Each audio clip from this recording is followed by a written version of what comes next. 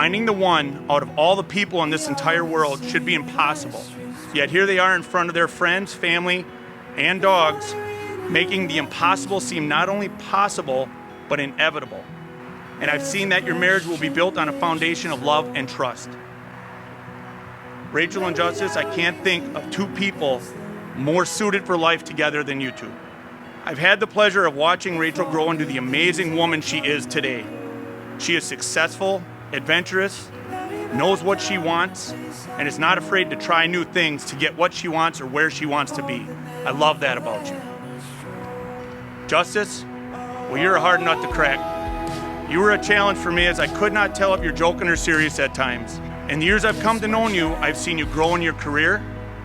I've actually watched you play broomball, and I can see that you are very successful and very good at everything you do. After getting to know you over these last several years, I can see you're just perfect for Rachel. And you'll need to depend on that foundation of trust and love throughout your marriage. You'll need to be more patient than you've ever had to before. But at the end of the day, when you're married, you've got someone to come home to.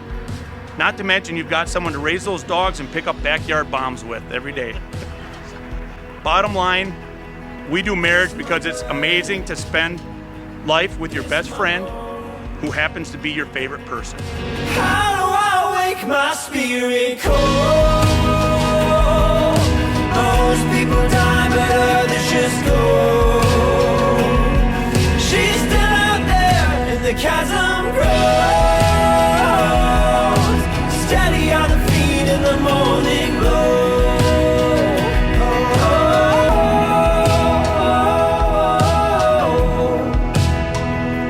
This is my mountain. This is my home. How do I wake my spirit cold? There's a question ages old.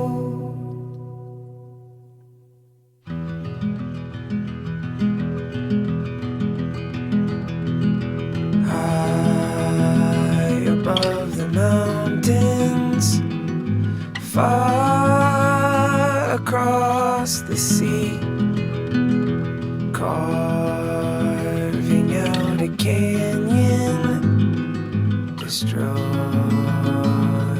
me. Ever since that perfect day in July back in 1980s, when you entered my life, you stole my heart. I knew that I was so blessed to have a second daughter as beautiful as my first. The bond between us began very early on. From wrestling on the floor in the living room, to the laughter and the smiles you got from the fave. We used to sing together to my old CDs. One of our favorites was one hand in my pocket and the other one giving a peace sign. So Justo has known me his entire life. I guess I was his original best friend. I thought I could make it as a solo kid, but my parents added a couple more. So I got thinking, right? As the best man, what can I say to Justus that he doesn't already know? Everyone here, and those that probably couldn't make it, they love and care about you. You have the best woman on the planet with you by your side for the rest of your life. You truly have everything.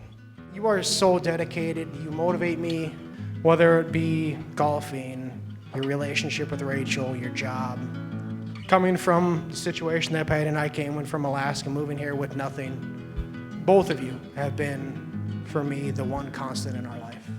For many of you that know us, you know how very different we are. People come up and say that to me all the time when they meet us. Rachel is an extrovert. I am very much an introvert. Rachel loves to push the boundaries. I am a rule follower. Rachel loves to sleep in. I'm a morning person. But over the years, again, despite our differences, she is so creative. She thinks of unique ways to make every person feel special, where she has made you feel so uniquely loved. So that's how she loves. Not only are you my daughter, you are my friend. I'm so proud of the amazing woman you have become.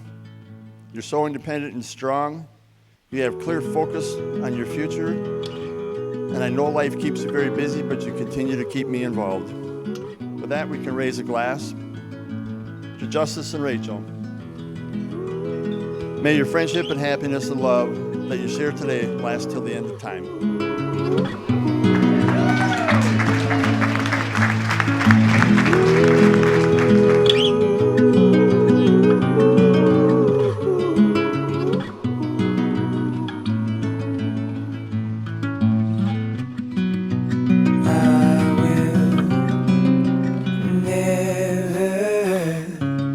Stop loving you.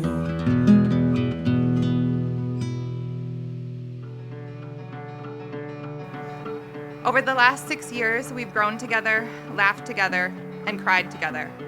Well, I've cried. And I can confidently say that our relationship is stronger today than it was one day, 1 month, or even 1 year ago. And I'm so thankful for that. I vow to continue to invest in myself, invest in you, and invest in our relationship. To listen to you with understanding and compassion, and speak to you with encouragement and curiosity. I vow to give you your me time, but never stop fighting for our us time. To be honest with you, loyal to you, and never to chop my hair off without talking to you first. But all jokes aside, I want you to know that finding you was like coming home. Being with you is the best thing that's ever happened to me. I wasn't sure if I'd ever be in this position again, but you helped me believe and trust again. You helped me grow and become a better person and better man.